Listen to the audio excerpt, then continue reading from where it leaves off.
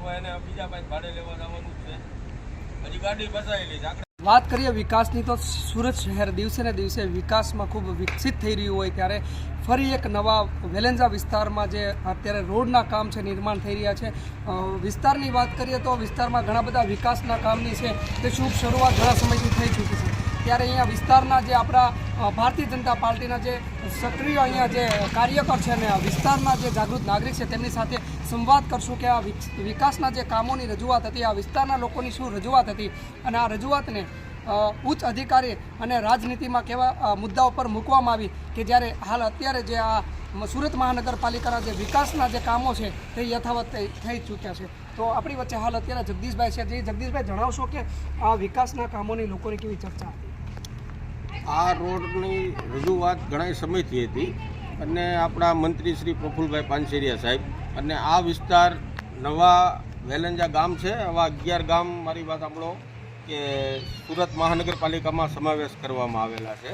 પણ અત્યારે જે આ આપણે કામરેજના ધારાસભ્ય પ્રફુલભાઈ પાનસેરિયા સાહેબને રજૂઆત કરતાં આ રોડની કામગીરી ચાલુ થઈ ગઈ છે અને અવારનવાર બીજા કામો બી ચાલુ છે આ વિસ્તારમાં. એક આપણે નવી અહીંયા પ્રાથમિક શાળા સ્કૂલ બને છે ત્યારે સ્ટ્રીટ લાઇટના કામ બી ચાલુ છે અને નવા ઘણાય કામ ચાલુ હજી રોડ રસ્તાના બાકી છે એ પૂર્ણ થાય એવી સુરત મહાનગરપાલિકાને ખૂબ ખૂબ આભાર કરવી છે ને અમારી માંગ છે. અને જગદીશભાઈ વાત કરીએ આપણે કે આ સુરત મહાનગરપાલિકામાં જ્યારે સમાવેશ થયો તો એ પહેલાં આ વિસ્તારની શું હાલત હતી, કયા કામોની જરૂરિયાત હતી અને સુરત મહાનગરપાલિકામાં આવ્યા પછી લોકોની શું જરૂરિયાત પૂરી થઈ? સુરત મહાનગરપાલિકામાં સમાવેશ થયા પછી આ વિસ્તારને જે રોડ રસ્તા પછી અમુક જે ડ્રેનેજ નાખેલી હતી, ડ્રેનેજ ખરાબ થઈ, ડ્રેનેજ સુરત મહાનગરપાલિકાએ નખાવડાવેલી છે અને સ્ટ્રીટ લાઇટ જે અંધારાની અંદર લોકોને હાલવાની અંદર બહુ તકલીફ પડતી હતી, સ્ટ્રીટ લાઇટનું કામ થયેલું છે.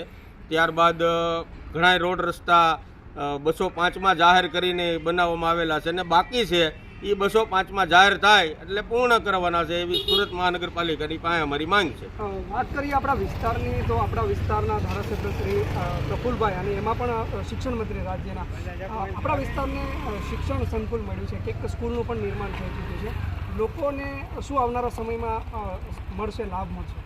પહેલાં તો આ વિસ્તારની અંદર જે સંખ્યા આ જે લોકો રહેવા આવેલા છે, સ્કૂલો તો ઘણી છે પણ અમુક લોકોને બિચારાને બહુ તકલીફ છે. સ્કૂલનું કામગીરી ચાલુ કરવામાં આવી ત્યારે સ્કૂલ આ પ્રાથમિક શાળા હતા એમાં સંખ્યાની બહુ વધારાના હિસાબે સંખ્યાને પ્રોબ્લેમ થતો હતો બેસવામાં. તો નવી સ્કૂલનું સાહેબને રજૂઆત કરતા પ્રફુલભાઈ પાનસેરિયા સાહેબને તો સ્કૂલનું નવું જગ્યા ફાળવવામાં આવી